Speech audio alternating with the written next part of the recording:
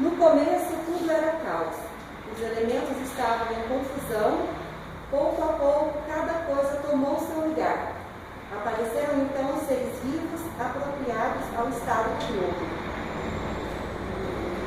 Para falar para nós sobre o capítulo 3 do Evangelho segundo o Espiritismo, o capítulo Há Muitas Moradas na Casa de Meu Pai, mais especificamente sobre o item Mundos de Expiações e Provas, vou deixar a palavra então ao Adolfo, nosso convidado.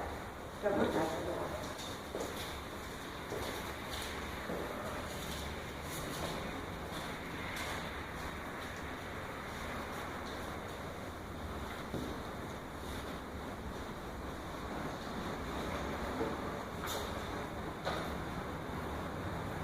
Então, bom dia novamente a todos, tá? Sabe o que é para mim, né?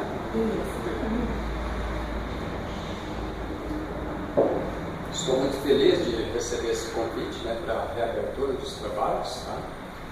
Que Jesus possa nos abençoar no sentido de que em breve todas as casas espíritas, as igrejas possam estar de portas abertas, já numa normalidade, né? Sabemos que a vacina está chegando aí, que ela possa chegar rápido para a gente voltar à normalidade, né? Que é muito importante esse aspecto espiritual na vida de cada um de nós. Então hoje,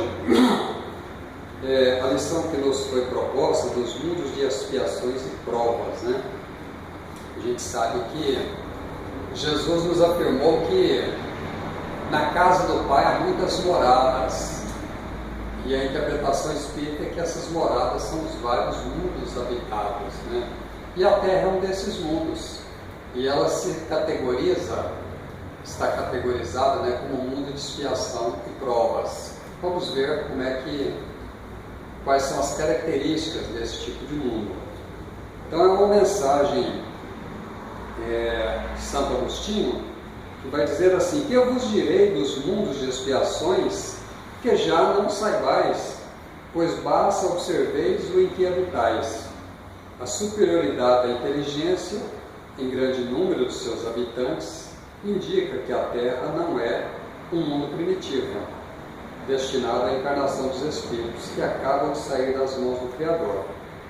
As qualidades inatas que eles trazem consigo constituem a prova de que já viveram e realizaram certo progresso, mas também os numerosos vícios que se mostram propensos constituem o índice de aperfeiçoamento moral. Por isso, os colocou Deus no mundo ingrato, para espiarem aí as suas faltas, mediante penoso trabalho e misérias da vida, até que hajam merecido ascender a um planeta mais ditoso. Então ele aponta aqui dois indícios para mostrar que a Terra não é mais um mundo primitivo, que ela avançou no segundo degrau, né? Ela não é mais, vamos dizer assim, aquela pré-escola. A gente entrou aqui na primeira fase do ensino básico, vamos dizer assim. O indício das qualidades inatas, a gente vê constantemente crianças que aprendem com uma grande facilidade, né, as coisas, denotando uma grande inteligência, mostrando que trazem experiências de inúmeras vidas passadas. E vemos também uma grande variedade de vícios. Quando ele fala de vícios, é que ele não está falando especificamente daqueles vícios da dependência química, qual seja o álcool, as drogas, o fumo. Esses também, mas principalmente dos vícios de ordem moral. A questão da calúnia, a questão da cupidez, a cobiça, a avareza, o autoritarismo, a corrupção, esse apego ao poder, apego às coisas materiais, são vícios de ordem moral, né, que caracterizam que nós cultivamos esses vícios ao longo de várias existências, porque se fomos criados todos simples e ignorantes, como diz o Livro dos Espíritos, simples no sentido de espíritos com poucas necessidades, né? Ignorantes no sentido de não conhecer, baldes vazios de conhecimento, né? Não ignorantes no sentido coloquial que se utiliza hoje. Se hoje nos tornamos espíritos arraigados a esses vícios morais, é porque em inúmeras existências a gente cultivou. Então esses dois indícios indicam muitas experiências anteriores, o que mostra que a Terra ascendeu, ela não é mais um mundo primitivo, é um mundo então de expiações e provas. Aí aqui no item 14, ele vem enumerar outras características, né, dizendo, entretanto, nem todos os espíritos que encarnam na Terra vão para aí em expiação, quer dizer, não são todos que estão em expiação. As raças que chamais selvagens são formadas de espíritos que apenas saíram da infância e que na Terra se acham, por assim dizer, em curso de educação para se desenvolverem pelo contato com espíritos mais adiantados. Vem depois as raças semi-civilizadas, constituídas desses mesmos espíritos em via de progresso. São elas, de certo modo, raças indígenas da Terra, que aí se elevam pouco a pouco ao longo de períodos seculares, algumas das quais hão podido chegar ao aperfeiçoamento intelectual dos povos mais esclarecidos. Abrindo um parêntese, nós sabemos que hoje o conceito de raça para o ser humano está superado, né? Não se fala em raça para o homem mais, nós somos uma só raça. No final do século XX, o mapeamento do genoma permitiu mostrar que nós somos muito parecidos, não tem diversidade para se falar em raça, mas era a categorização que se usava na época, e hoje nós vamos entender por raça povos, etnias, né? Então esses povos aborígenes, esses povos que se encontram ainda vivendo no seio das florestas, povos coletores que não têm desenvolvido ainda, vamos dizer assim, as técnicas, a indústria, a forma de cultura do homem civilizado, eles não estão em expiação, porque são espíritos jovens ainda, espíritos, muitos deles criados aqui mesmo no planeta.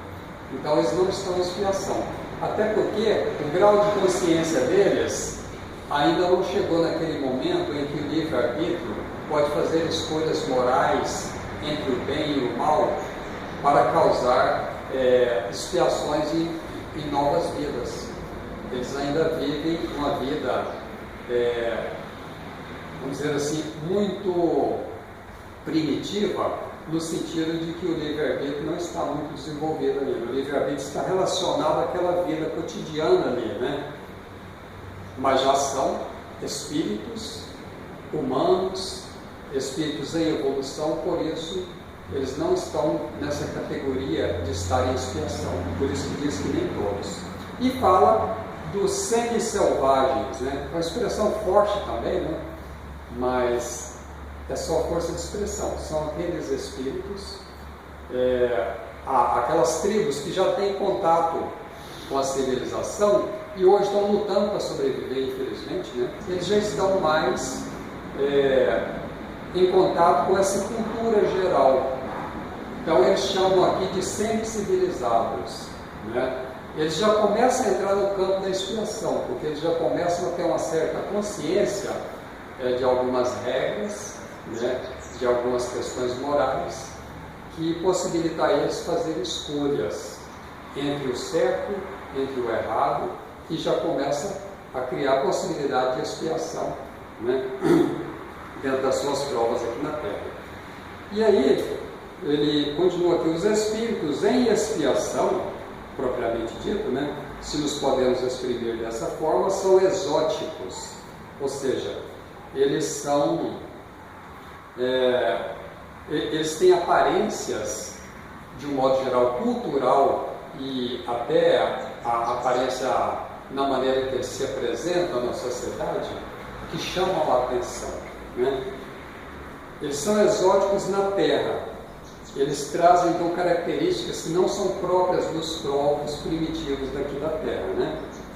Já viveram em outros mundos, de onde foram excluídos em consequência de sua obstinação no mal, e por se acharem constituídos em tais mundos causa de perturbação para os bons, tiveram de ser degradados por um tempo, para em meio a espíritos atrasados, com a missão de fazer que estes últimos avancem, pois que levam consigo inteligências desenvolvidas e o germe dos conhecimentos que adquiriram. Daí vem que os espíritos em punição se encontram no seio das raças inteligentes. Por isso mesmo, para essas raças é que de mais amargor se revestem os infortúnios da vida.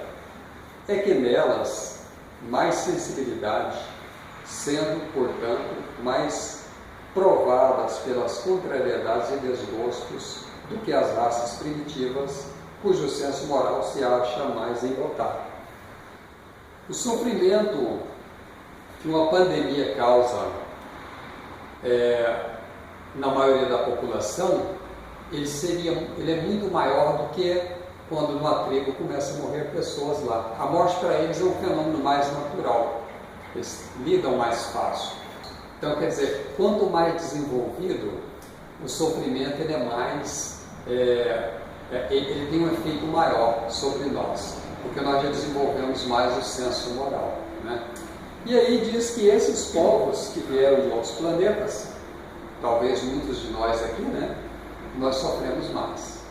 Nós sofremos mais porque nós estamos mesmo em expiação, porque a gente já errou mais no passado, tivemos mais tempo para errar. Então a Terra hoje se fala muito em transição, né?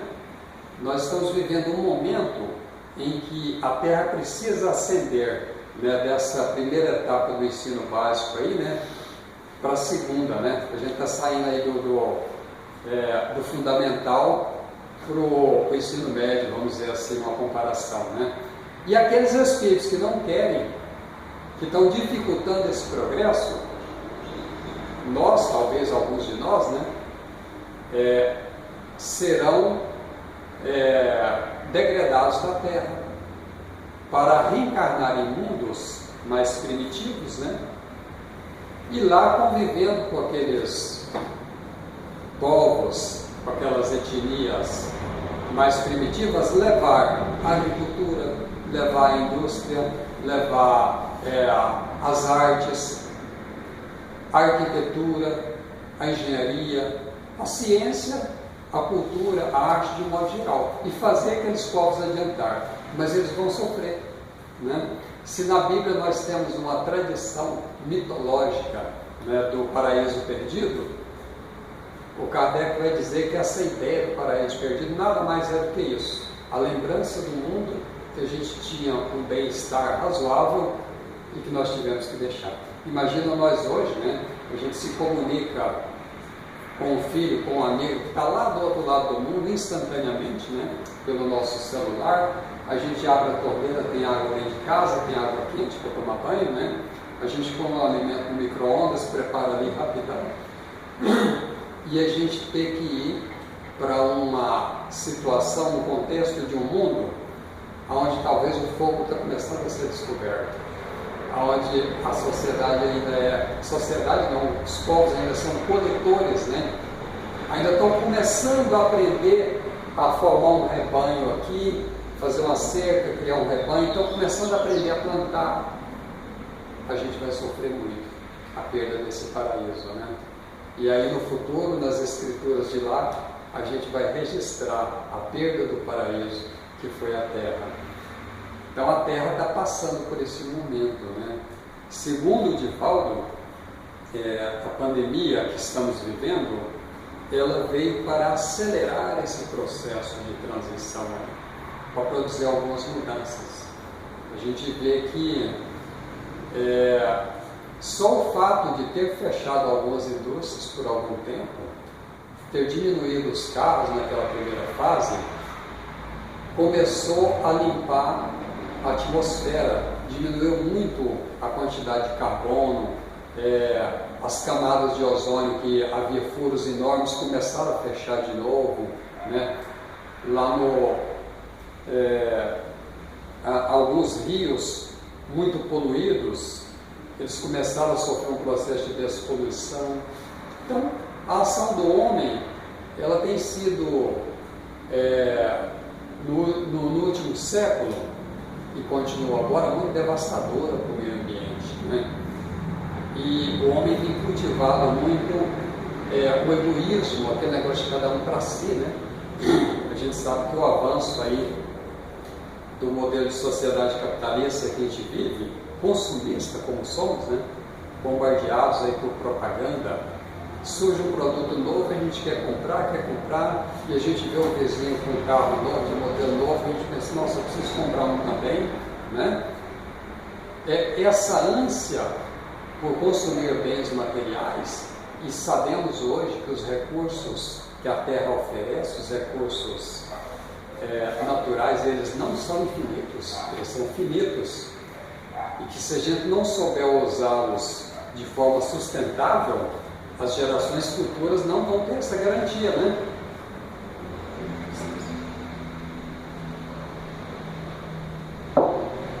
Hoje já se sabe que se todos os países começarem a consumir do jeito que os norte-americanos consomem, e os europeus também, né? E nós também já estamos entrando nessa linha, em menos de um ano a natureza não irá conta mais. Não dá para produzir alimentos e bens materiais nessa onda de consumismo que está aí, né? Então já começa a surgir aí uma sociedade alternativa mais minimalista, né? Aquela ideia de que eu posso viver com poucas coisas. Eu tenho um violão, tenho uma guitarra, um bandolim, e de vez em quando eu fico tentado comprar um violão novo, surge um modelo novo, eu penso, mas será que eu preciso mesmo de mais um? Né? Porque isso aqui é madeira, isso vem da natureza, né? Às vezes a gente vê um modelo de carro novo, fica tentado, um modelo de celular novo, né? A TV nova que surge ali, mas a gente sabe o quanto é nocivo. Um novo celular, ele causa mais impacto do que cortar uma árvore, porque a produção, né, a extração de minerais que leva a produzir essas tecnologias que vão para o lixo poluir depois, né? O lixo eletrônico já é uma poluição problemática para a Terra hoje. Então tudo isso que nós estamos fazendo com o planeta, essa ação humana voraz, é como uma nuvem de gafanhotos que vem destruir uma plantação inteira, né? Nós estamos agindo assim. A gente às vezes, nossa, mas a nuvem de gafanhotos chegou e destruiu tudo, mas o ser humano está parecendo essa nuvem de gafanhotos. Isso indica que breve muitos de nós teremos que ir para planetas bem primitivos, né? Fazer a nossa expiação lá, porque alguns de nós vamos nos tornar elementos perturbadores da ordem do progresso. E a gente vê isso hoje, né? No campo da política, aqui sem citar nomes, né? Sem citar partidos, porque não é isso, vamos falar de generalidades. A gente vê espíritos muito atrasados que estão comprometidos com o egoísmo, comprometidos com interesses minoritários, não estão pensando no bem comum. Se a gente entende, né, aquela visão aristotélica, né, aliás, aristotélica não, a visão de Sócrates, né, de Platão, que a política é a arte de fazer o bem. Olha que coisa maravilhosa, né? Um político era um homem de bem, e aquele que não gostava de política era um idiota. Hoje os idiotas vão para a política, os homens de bem não querem se envolver na política. Houve uma inversão de valores, né? Por quê? Por causa do egoísmo.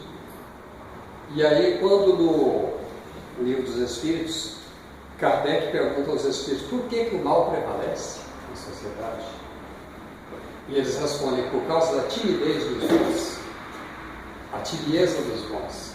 nós às vezes nos recusamos a ocupar esses espaços, falando, não quero ir para lá não, porque eu vou me contaminar.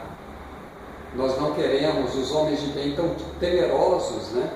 Quando eu falo homens, seres humanos, né? E isso é muito ruim, essa omissão nossa, de querer ocupar esses espaços para fazer algo de bom. Principalmente o espírita, que tem um conhecimento de causa, né? Ele precisa se encorajar. Bezerra de Menezes foi um exemplo de um político sensato, de um político honesto, que todos os projetos dele, né?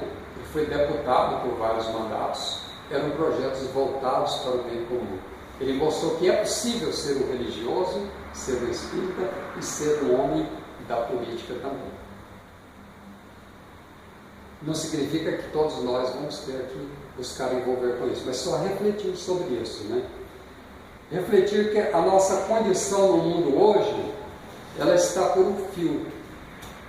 Então, a minha permanência no planeta, talvez essa existência que eu estou vivendo, em cada um de nós, ela seja decisiva. A chance para reencarnar vai ser cada vez mais difícil. Há uma multidão de espíritos na fila, num concurso para reencarnar aqui no planeta. E contam os espíritos que uma multidão está saindo a cada dia, num comboio, sendo levado para outros planetas aí. São os exilados da Terra. Quem já viu o livro Exilados da Capela? Quem já leu? Acho que a maioria conhece, né? Depois vai aparecer em algum mundo os exilados da Terra, né? Exilados da Gaia, né? No futuro lá. E talvez nós sejamos uns desses. Então, nós precisamos começar a partir de agora, nós espíritas principalmente, ter essa consciência.